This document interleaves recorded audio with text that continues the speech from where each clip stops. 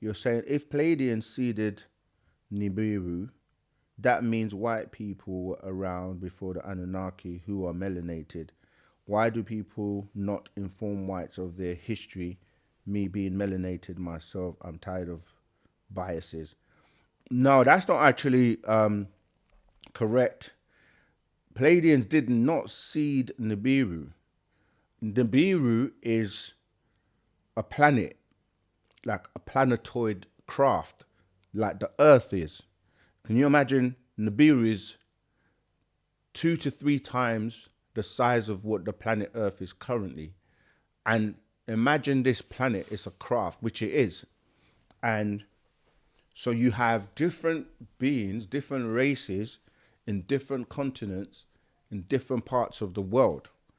So when you're looking at constellations like the Pleiades or within Orion, you have different species or different beings that reside there, right?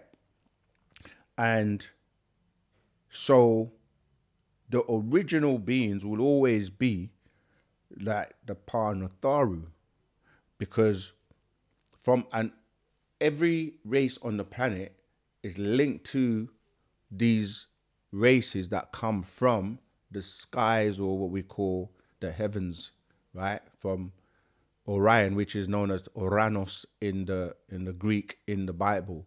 And you have Pleiades, you have Arcturus, you have, Sirius, you have many different places. So the Pleiadians did not seed Nibiru, but different beings are on Nibiru. And you said that means white people were around before the Anunnaki. Again, when you're saying white people now, that's a whole different term in the sense that, you know, the Pleiadians and white people are two different beings. It's just that they use their genetics in the gravitation of the Adamites, but the Pleiadians are melanin recessive as well. They have the pale skin, blonde hair, blue eyes, and so they wouldn't be the original to be there before the Anunnaki. So that's back to front. And melanated, everyone is melanated. It's just some are dominant and some are recessive or unable to produce melanin in abundance. So why do people not inform whites of their history? They do. The Pleiadians are the ones that were in contact with people like Hitler, with, like the presidents of the United States government. And if you look at George Washington, and you look at even, we know it as the Ben, but they call it the obelisk in Washington. It faces, if you look at the constellation that is facing, we have that in the I think it's in the scroll 18 plus 1, 18 plus 1, 36 or 37. Oh, I've got it with me. Let me see if I can find it and I'll show you.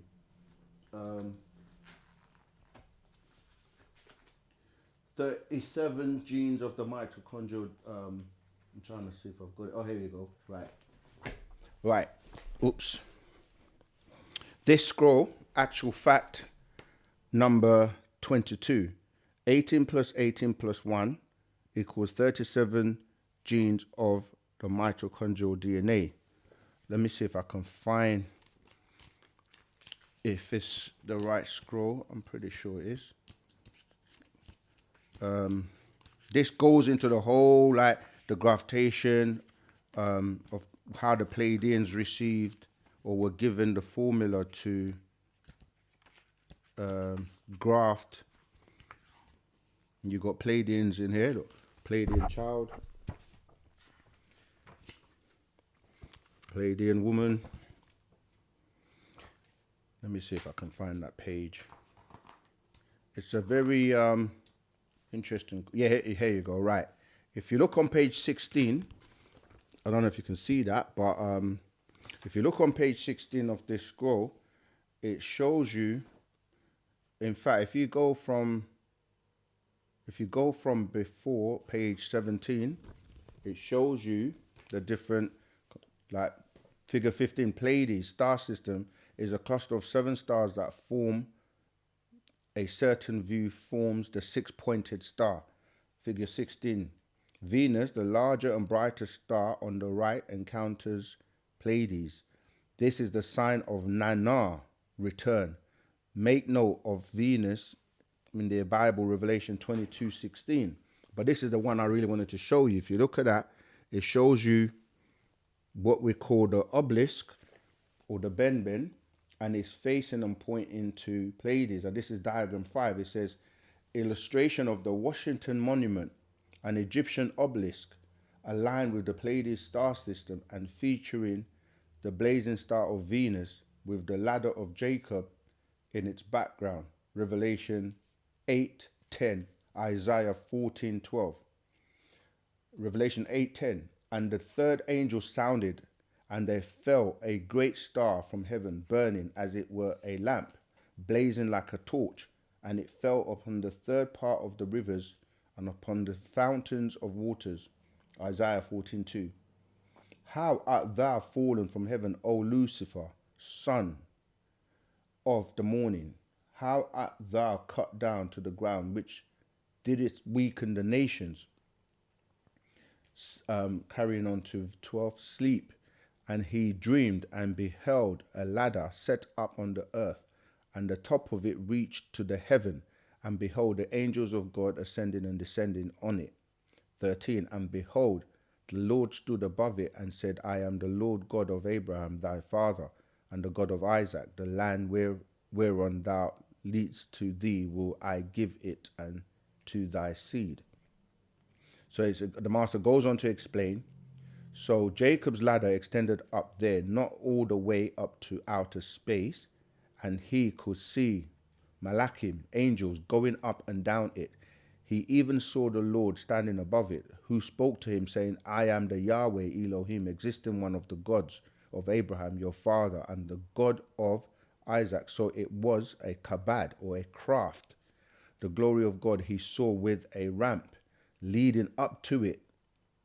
As so many have said over the years, they saw from a UFO. And then it shows you the, as I was mentioning, the figure 14 with George Washington's Masonic apron. Yeah. Masonic apron displaying the 7 stars of Pleiades, further indicating Pleiadian contact. So if you look here, you can see George Washington. And I'll just read that little piece and then we can stop. It says, so it's no coincidence the Washington Monument, an Egyptian obelisk in Washington, D.C., standing 555 feet tall, is lined up with Kama, Pleiades.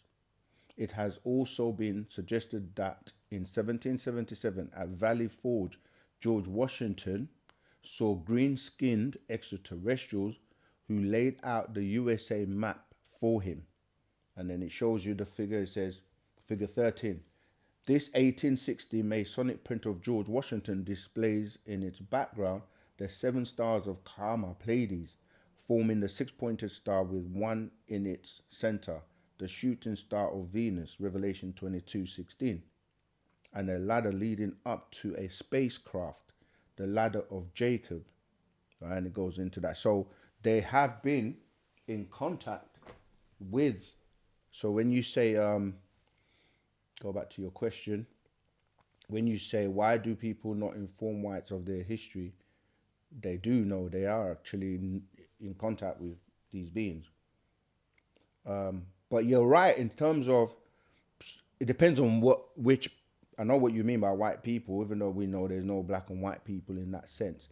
But what it is the elite, there's only like the 1% or to the 3% that really know what's going on, because they suppress and hide information from the masses. And then they have a complex because, you know, they've been taught about white supremacy or racism and things like this. So, you know, they grow up feeling like everyone else is beneath or lower than them. And so they don't really get taught. But some people wake up by doing their own research, going into the rabbit hole, as they say, and they start to find things out. All right, let's keep going.